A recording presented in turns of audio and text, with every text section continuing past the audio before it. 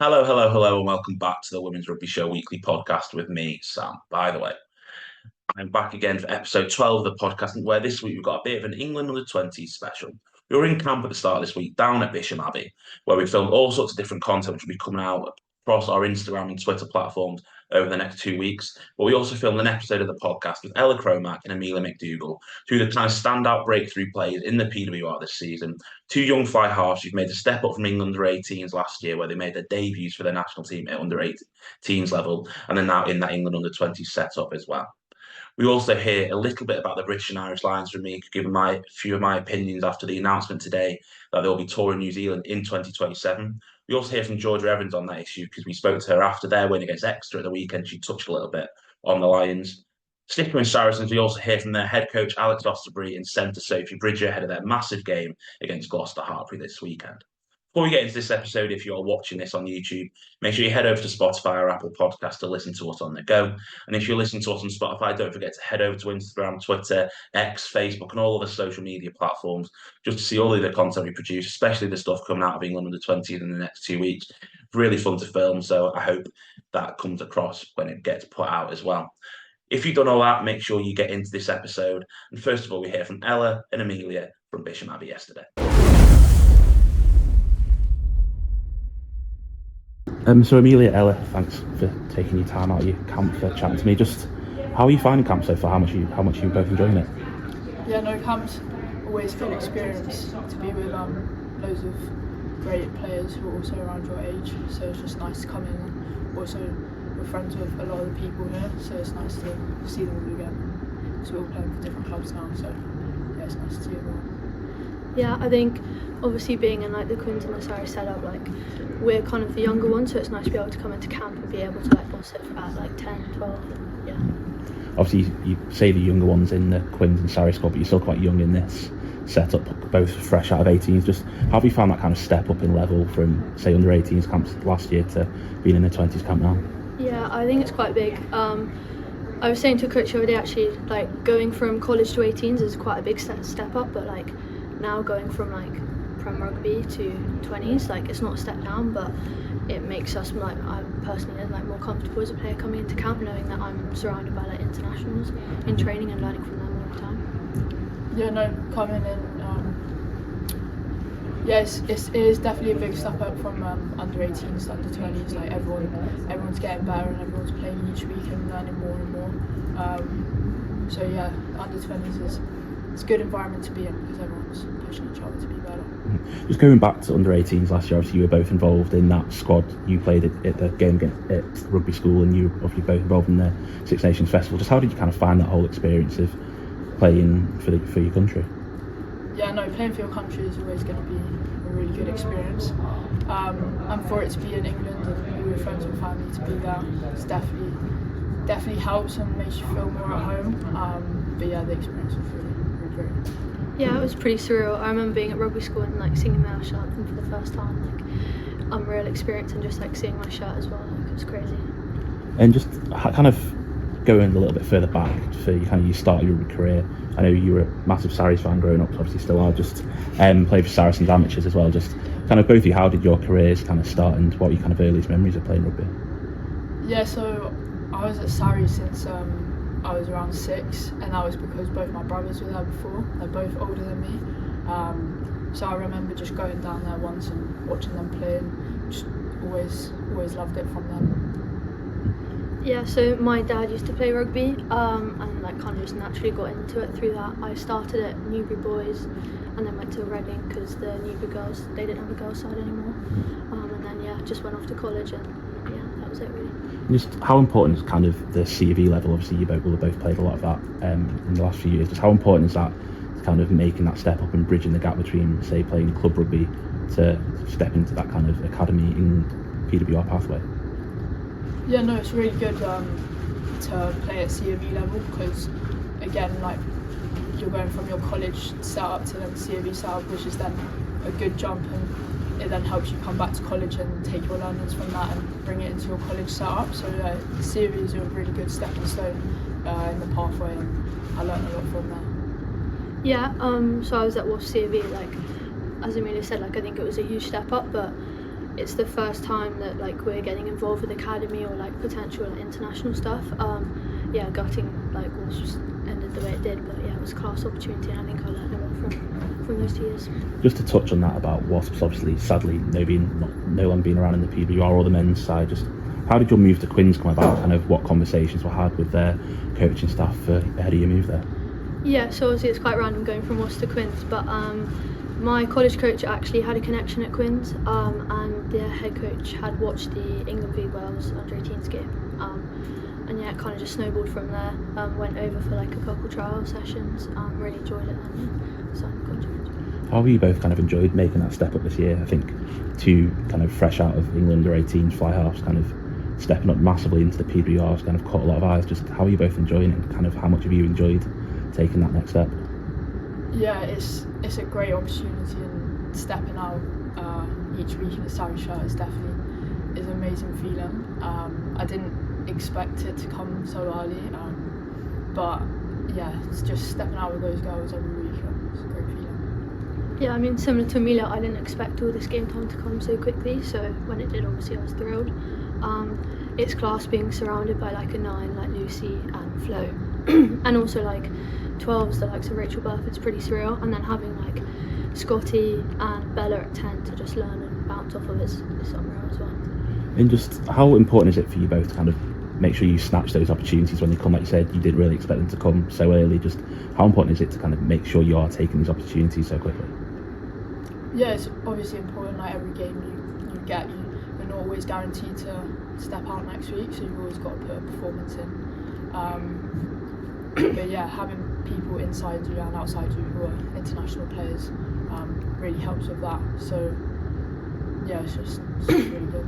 I think Ella's obviously talked about the players who she has kind of to learn off, but Amelia, who have you kind of learnt the most off in that kind of Sarri squad? Well, obviously Zoe, when she's in, she's always telling me loads of tips and what I can do to improve. But like Leanne, Infante, Sophie Bridger, Ella, like having them inside and outside of me just gives me the confidence to go out there every week and just do what I feel like is right. They tell me always to back my decisions and just be confident in it, and they'll back me no matter what I do. So yeah, it's just great having them around. And obviously you both made your Prem debuts quite near the start of the season. You were involved in the Cup quite a lot as well. Just what were those Prem debuts like for yourselves? Yeah, pretty surreal. Like I said about just game time in general, like Cup was class, but I didn't expect to get any Prem game time. So yeah, coming on against Ealing in the second half was pretty crazy. I mean, obviously Amelia made a start, so that was crazy as well. But yeah, just really enjoyable. Yeah, no, that first game against Loughborough, it was an amazing feeling, and especially it being at StoneX and having my family and friends there watching, to run out in a Sarri shirt in the Prem at 18 was definitely not what I was expecting my first start to be like, but yeah, it was an amazing feeling. And kind of when in the week did Alex tell you that you were going to be starting? That week. So we have training on Tuesday, and then on that Wednesday you either get a call or you get a message saying if you're starting or not. And I got the message to say I'm starting, and yeah, was shocked by smile. I was shocked, but it was very nice. Yeah. Who was the first person you told after you found out both of you, when you found out you were making Prem debuts? Probably my mum and dad. Yeah, I'm probably like texting them like, yeah, I'm starting on the weekend. Yeah, but yeah, probably mum and dad and friends. Just to kind of have a look at another, obviously you talk about playing at the Stones, you have a big game at Twickenham recently. Just how was that as an experience playing in record? I don't know how they word it. The record domestic crowd, the women's game. Yeah. Just how was that? Yeah, it was crazy. Obviously, I didn't get loads of game time, so that was a bit gutting. But just to step out of Twickenham was crazy. I did some kicking with Ellie the day before as well, and like the pitch is huge and the echo as well. It's mad. But yeah, just a super enjoyable experience. Hopefully, there's more to come. Just obviously, both of your side, to the teams in the league have quite a lot of alignment with the men's side. They do a lot together. They push the women's game so much. Just how important is that for you as kind of younger players in the side to have that inspiration to go, oh, we're playing for two of the Premier clubs in the league? Yeah, it's definitely good because we want the women's game to progress, and having the backing of the men is like definitely pushing it forward, and being at Quins and Sarries, how they work so closely together with the women's and the men's sides, definitely pushing it further and further, and getting it closer to being fully professional, hopefully. Yeah, we get a lot of crossover sometimes with players and coaches, so like just having that extra like knowledge, speaking to like Marcus and stuff like that, like it's crazy and just great experience, and I think the women's game will just fly. And just obviously for you first, Ella, you scored your first try against Chiefs. I think just start of December, was it? Yeah. Just how nice of a feeling was that to kind of cross over the whitewash for the first time? Yeah, it was a great feeling. I remember cutting back inside and thinking, like, should I have done that? I was on the bench in the first half, and a couple of other players have been cutting back in, and they were like, I should have given it outside, but Bella gave me a great ball, and I saw the gap and just went for it. It was crazy experience, and it was class to be at the stoop as well for that. All my family were there, which was really nice. And just going off personal achievements, obviously Amelia, the RPA under 23 award, I'd never know how to call it. Just how cool was that to kind of get that recognition from people voting for it as well? Yeah, no, it was when I first saw it on my phone that I'd been nominated. I was just not expecting it at all, and then not really thinking much of it, and then seeing it pop up on my phone that I won it was it was crazy, to be honest. Like to see that people are actually seeing what I'm doing on the pitch, because at 10 you don't like get the most tries, you don't really get tries, but you want to set up people, and you want to create spaces for other people, so for people to recognise that and see that, it was really nice feeling. Do you get told by the club if you've been nominated for that, or did you literally just see it on social media? Just saw it on social media, to be honest. That's wild. You'd think they'd tell you? Yeah, I thought so too. I just saw it on my phone and I was like, oh, cool. It's kind of a bit of a different question, but where do you see each other's strengths on the rugby pitch? So kind of, Ellie, where do you see Amelia's kind of strong points in the game?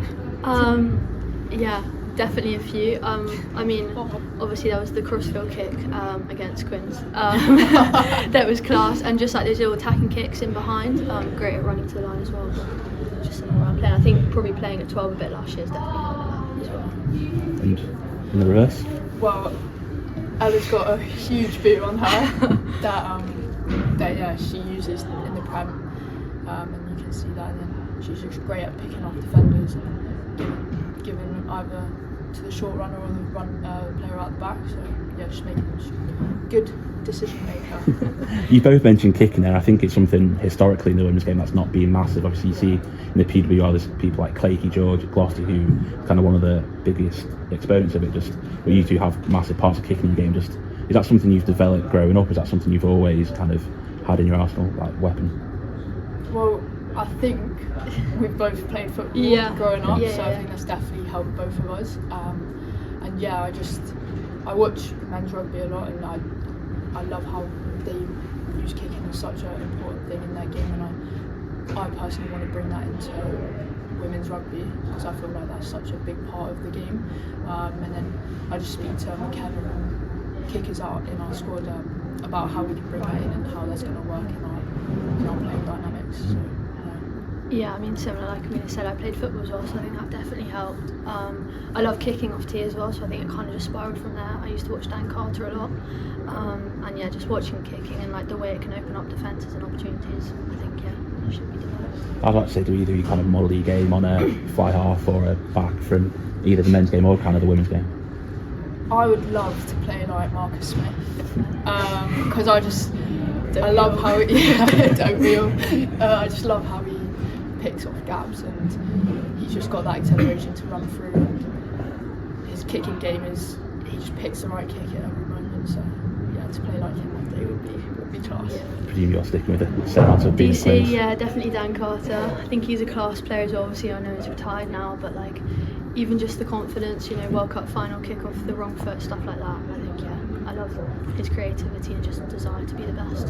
And you mentioned football there, but just kind of away from rugby, what do you both kind of get up to kind of to downtime and kind of chill off the pitch?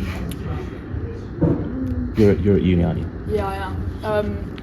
So uni 3 times a week at StoneX, which also helps. I do like being with my friends, but then also just have a time on your own is also really nice. Yeah, so I'm not at uni this year. I just have a part-time job, so obviously working and then rugby. But yeah, I think a lot of the time I just need some time on my own just to like digest the week and just chill out really. But yeah. Just to go back to uni quick, obviously there's quite a few of this under-20 squad here at places like Hartpury, Loughborough, playing in that women's national league. But just what's uni like for you, kind of what you're studying and how important is to kind of have that something away from the pitch future-wise going forward? Yeah, so I'm studying sport and exercise science, which does link into rugby quite a lot, but it's also quite useful as well, how it links into rugby. And you can just pick up with your S&C coaches about what you've learned about, and so it's quite nice to talk about that. Yeah, it's something that I definitely want to go into after uni, sport and exercise. And just kind of, what are both of your kind of biggest inspirations and kind of driving force on a pitch? You both mentioned family quite a lot, but just how important is that for you, and what kind of other inspirations do you have when you run out on a pitch? Yeah, I think I've got quite a few goals that I'm looking to in the future. I'd love to play in the 25 World Cup. I think that's a goal for me, whether that's play or just go in the squad. Family is a huge driving force. Obviously my dad played, so it's class for him to be able to watch me as well. Yeah, pretty similar to what you just said. To be in that 25 World Cup would be, just to be a part of it, would be an amazing experience. And definitely family as well. My dad's always loved rugby, so to like make him proud, and like he always used to watch me when I was younger. So just every game he's always at. So yeah, to put on a Red Roses shirt and play in the World Cup would be probably. You've both kind of just answered my next question in that about it's going to be kind of what is your kind of like 1 year goal for kind of the rest of this season, then kind of another 5 year goal as well. So. Well, 1 year probably to get into the 20 squad and go to the Six Nations in Italy, and then yeah, just future goals. Just keep going at Sarries, see where I can get with that. Obviously, Zoe is coming back, so it's going to be tough to compete with her. But yeah, just me trying to improve myself and improve as a player and develop is also a goal. Like getting into squads is one thing, but to develop as a player is also really important. Yeah, 100%. I think obviously I've got like tangible things, like obviously the summer series, the Six Nations, the 20s, and then 25 World Cup. But like, just a focus for me at the moment, I think, is backing myself and like enjoying the journey. I think everyone talks so much about like goals and I want to do this, I want to do that. But if you don't enjoy the journey, you probably won't get to the destination. So yeah, just enjoying what I'm doing and go with it. That's great. That is class. That was. I've been practicing that one. I don't know how much you two have read about this, about the potential of the British Lions. I believe there's an announcement coming this week, but don't want to say too much about it. Just kind of what are your thoughts on that, and would it be something that you'd be kind of wanting to play for? Is that kind of, would that be something that's setting your goals or aspirations heading forward? I mean, like that would be a surreal experience to play like with the nations and be one team and go away and play in either Australia or South Africa or something like that. But yeah, of course that would be something that I'd look forward to, but it's going to be tough. There's great players in every nation, so to get into that squad you've got to work hard and put the effort in. Yeah, I mean, like Amelia said, I think it would be a pretty crazy opportunity to have. I'm not quite sure if women's rugby is ready for it yet, just, because I think if a squad was picked for the British and Irish Lions tomorrow, 90% of it would probably be the Red Roses, so I think other nations need to be able to be brought up to that level as well. Obviously they've only just turned professional, but yeah, I mean, if that opportunity came knocking, I'd definitely take it. Perfect. So both, thanks so much for taking time out of your day to chat to us, and best of luck for the rest of the season. Thank you. Bush. As we just spoke about with Ella and Amelia there about the British Lions, the announcement, and that announcement was made on Tuesday, if you listen to this, well, today for me, but Tuesday if you listen to this later in the week, that the creation of a women's Lions team has been confirmed. In the inaugural women's team will tour New Zealand in September 27, play 3 test matches against the Black Ferns and also a number of kind of pre-test matches as well, kind of just mirroring what a men's tour would look like. Just to go into my thoughts on it, I think I actually agree with what Ella Cromack said there. I think it's maybe a little bit too soon for the women's game, kind of walking and running while we can't walk yet in the women's game. I think it will be brilliant when it happens. It'll be really exciting to see picking the teams because I know full well I will enjoy picking my potential Lions 23. Full well I know I'll be end up doing that by the end of the summer. But I think it's just something that we need to be careful with. Obviously, the squad makeup is going to be an issue because, say, if you're picking a Lions squad in the summer, it is going to be 90% of the Red Roses. And then you got to look at the other options. Say this first tour to New Zealand, brilliant. They are the world champions. Currently, they might not be come 2025. But what would another Lions tour look like? You can't go to Australia yet because they're not quite there. You can't go to South Africa because they're not there. Do you go to the North Americas, play USA and Canada, or a North American Select 15? Do you go to France, play the French, play all the Elite One feminine teams? That could work. Or do you bring a World 15 over to the UK and play a British Lions team against the Worlds? That could work. But I think it's just about not copying the men's game, not mirroring the men's game, and making the women's Lions something of their own and not just a carbon copy of what the men's Lions looks like, because that's not what the women's game needs at the moment. The women's game needs to have its own identity. It needs to have something of its own and not just mirroring the men's game. Because I feel like this is a little bit of what this announcement has done, is mirroring what the men's game lines look like. And I think I do agree it's a little bit too soon for the women's game, like Ellis, and I think it is again just a little bit of running before we can walk in terms of this kind of grand tour for the women's Lions. But enough of my opinion on that. After Saracens beat Exeter on Saturday, we spoke to Georgia Evans. You will have seen our chat with her over on Instagram. But a little bit we didn't put in there was about her thoughts on the British Lions. So here's what Georgia thinks about that there. I think as a group of players, like international players and all the like, we've always spoken about, like, if it was a possibility, it'd be really, really cool, and it's something that potentially would look different to how the men's look, but that's something that we can make our own. From a personal perspective, like, it's almost like when the World Cup comes around, it gives you that extra motivation to always want to be on the pitch, play your best every week. But again, that just comes from consistently playing well, and when you get the results that we have this year, it only puts you in good stead to put yourself in the limelight. Something I never thought was possible, even when Cap for Wales, it was always like one of them pipe dreams that would come about when I'd retire, or the likes like that. So for it to actually be a possibility and for it to potentially happen is something like crazy exciting for women's rugby itself, and for all of us to push forward and to be able to play. I have the luxury of playing with Wales internationals. Coming here, I have the luxury of playing with Canadians, English, Scottish, all the girls. To go into the Lions and play with the best of the best would be something that anyone would relish at this stage. Moving on from the Lions chat and England under-20s chat, just a little bit of a look at the PBR. We're going to hear from Alex Austerberry and Sophie Bridger in a minute. But looking back at last weekend results, Harlequins beat Loughborough. Loughborough beat Harlequins 29-26. Bristol Bears beat Leicester Tigers at Welford Road 50-12. Saracens beat Exeter Chiefs 39-26. And the Trailfinders lost narrowly at home to Gloucester-Hartpury 33-27. Heading into this weekend, one game on Sunday sees Sale Sharks take on Leicester Tigers.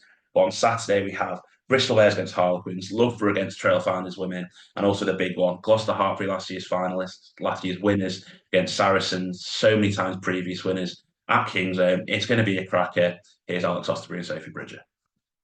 Sophie, just first of all, hope all the recovery's gone well after Exeter on Saturday. Just obviously returning back to King's Home and Gloucester on Saturday coming. Just how excited are you for that? Yeah, real excited. I think it's going to be a hell of a day, and like it'll be nice to play against the girls and go at it. But yeah, really excited. Have you kind of had any communication with the Gloucester players in recent weeks, or is it kind of being shut off in the last couple of days? No, well, nothing about rugby anyway. I tend to kind of, I think we all, like, obviously both, we all know it's coming, but yeah, we're not chatting too much about it. But yeah, but all's going well though. All's good. It's just nothing bad. Obviously, just moving to Saracens at the start of the season, just kind of how much have you enjoyed the move, and how proud of you to kind of be wearing such a famous jersey within rugby? Yeah, exactly. yeah, it's Sarries has obviously been around for so long and kind of paved the way for women's rugby. So it's really exciting to be kind of now in that shirt and represented and playing week in, week out like I am. And it's a privilege to be able to do that. And sometimes I just take a step back and realize that, and to play with some of the girls that I am, like some of the girls that we have here, like legends in the game already in their own right. And yeah, just a great honor to get involved, especially with the girls and then with the coaching staff as well, and just the whole setup. How much are you learning from the players? Obviously, playing in the backline, you don't have people like Marley, but Marley leading the team. He plays like Zoe Harrison as well. Just how much are you learning from people who have so many international caps already? Yeah, and it like I might not play obviously like right next to Marley, but I still have quite a lot of interaction with her, like on the pitch, with being the positions that we are, and just like the small chat there, and like off the pitch as well, to get to know her. And like her leadership and her captaincy is like a massive part of who she is, and she does it really, really well. And it's an honor to be able to, like, for her to captain us. And then like people like Zoe, for example, like you can't get much better than having Zoe there. So I get to learn real well off her, and obviously she hasn't been playing, but she's been in and around training and helping me like a lot with that as well. So it's all good. Did it take much settling into the Stonex? Obviously, it's kind of a big move away from Hartpury, somewhere you've spent so much time on with kind of uni-wise, but did it take much settling in down at the Stonex? Yeah, literally straight away. From the moment I arrived, kind of like had everyone come introduce themselves and they get to know me. And like vice versa, I just kind of jumped straight into it. Helpful that I obviously knew some of the girls already, so it kind of gives you like that automatic in. But yeah, like got in with everyone, like, introduced myself to the people I didn't know, and just got really involved, and everyone was exactly the same. Like it's just, yeah, it's really nice. And obviously, there's so many kind of not just the English players who you will have known from kind of England camps and Red Roses camps, but also internationals kind of cross abroad, a lot of Canadians. Just how important is it for yourself to kind of learn a different kind of style of play, new cultures, kind of enjoying your rugby with different people, not just people you're used to?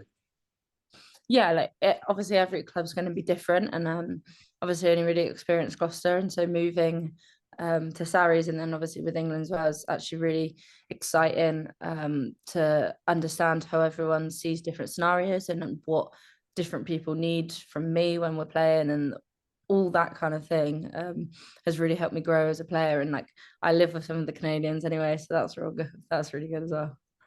And obviously, you're 7 from 7 now in the league, and kind of a perfect record in that. Just how important is that momentum heading into Gloucester? Obviously, last year's finalist winners, as you will know. Just how important is that momentum? Yeah, massive. I think we're confident with where we are, but we keep saying week on week, like we've got so much more to go, and we've got so much more in us, but we're growing. And I think the 7 from 7 is fabulous. Like it's a great start, but yeah, we've just got it's got a while to go, and we're just growing with that. Just how special are these kind of big games? It's a top two in the league, both of you unbeaten. Is it kind of what you play for in rugby, kind of those bigger occasions?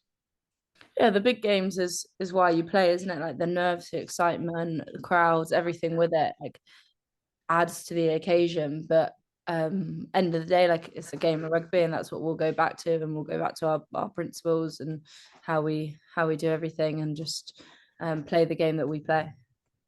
Have the coaching staff leaned on you at all this week to kind of how to beat Gloucester? Obviously, you're so used to that kind of style of play. Do you kind of they kind of sought any advice from you?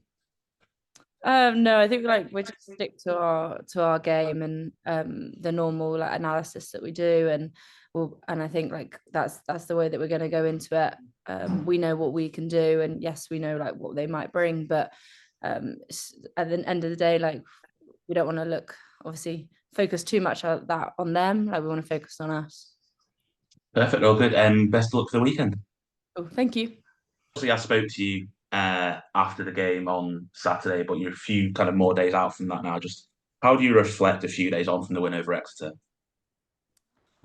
Not too dissimilar to Saturday. I mean, to be honest, that we obviously watched the games back Saturday evening, Sunday, get the review clips sorted, prep the girls for yesterday and today, and we're very much looking forward to Gloucester-Hartpury now. So it sounds a little bit easy, but it is almost like we've taken what we need from that game now. We've tried to apply some of that this evening session and today's skill session but it very much is. We got 5 points against a very good side, which kept momentum building. But now it's done. It's in the past now. It's the next challenge, and in this league they come thick and fast. We seem to mention the momentum quite often with Saracens. Just how actually important is that heading into obviously Gloucester now? Last year's winners. You played the finalists last week. Just how important is that further momentum? Yeah, absolutely. Like it's like if your day starts off bad, it takes a bit to turn it around, doesn't it? You can't, and it then starts going from bad to worse. But it is everyone's got a spring in a step. There's a bit more confidence. It becomes infectious. It becomes like you want more of it, don't you? And if things don't go as well, you're finding ways, and almost like you're working too hard to try fix things sometimes. Whereas if things are going in the right direction, it's you can fix the roof while the sun shines, but you've got that positive bounce. Everyone's confident. Everyone's that little bit happier. And obviously, if things don't go your way, then it's sometimes that a bit more of a struggle, or people almost look at things in granular detail, which mean that it becomes almost obsesses with the problem rather than looking at the fix. So yeah, in terms of having a few wins on the bounce, massively positive. But I think it's the thing that we have to keep reflecting on and keep kind of like linking into his performance. What we're doing well, where are the bits that we can make those improvements? Because ultimately, as I keep saying as well, momentum is a result of building and learning, and there's still there's an immense amount of this season left to go. So it's been a good start, but counts for nothing. What did the Philadelphia Eagles do yesterday? They won the first 10 games of their league, and then were one and done in the playoffs. So there's enough stories in sport where you've got to capture momentum, keep momentum, and we're trying our best to do that. And just kind of how do you go about beating a team like Gloucester, obviously last year's winners? Well, first and foremost, I heard Sophie kind of talking about you got to look at yourself. If you become too over analytical of them and too kind of caught up in what they do, you lose sight of the things that you do really well. So let's have a look at what we've done well. Like say where we see there's opportunities, where we see our points of difference. And then it's kind of look, well, where are they going to cause us harm? Do we match up well in these areas? If so, then we can turn something that is a strength of theirs into something we can use against them. And where they've got areas that they can hurt us, how can we come up with solutions, tactically around minimizing the impact on that? But I think coaches are sometimes guilty of making the game pretty complicated. It's catch, pass, run, tackle. If you do those things quite well, you're going to put yourself in a good place. And then it's making sure in the key moments that you have the big plays. And again, if you look at some of the held up tries over the last few weeks, that they've been pivotal for us, and scores off counter attack have been pretty key for us. So they're huge swings in momentum and just give you that breathing room. And there'll be, we expect a real tough battle. The breakdown will be, highly contested. Scrum, line out will be the two platforms where everyone's looking to play off. But I think it's in the open field and the multi-phase stuff, which team can control those the most and make the most of them. And that's where, Gloucester have proven, not just this season, but last season when they did win the league and other seasons, that they're dangerous from anywhere and they're a very good side. So we welcome the challenge, but we know we've got to be really on our game to get the result and like I say, the performance that we want.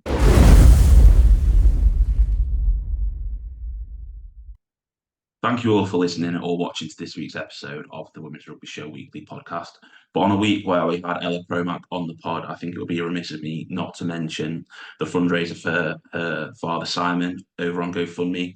Her dad, Simon, has recently been diagnosed with an incurable brain tumour, and this GoFundMe page has been set up in order for Simon to receive more proven treatments which can extend his life and then enable him to see Ella fulfill her dream of playing for the Red Roses. As she mentioned earlier, it's one of her aspirations, is how important family is to her. And I think that's why you will have seen this GoFundMe page across social medias already, but we just thought we'd give it another shout out on the pod today, especially having Ella on this week. And I think it's just important that the rugby community and the wider sports community support this as much as they can. And just a reminder of the page is gofundme.com/give Simon time. Or if you just search it, I'm sure it'll be across social media. Give Simon time to see Ella play for the Red Roses.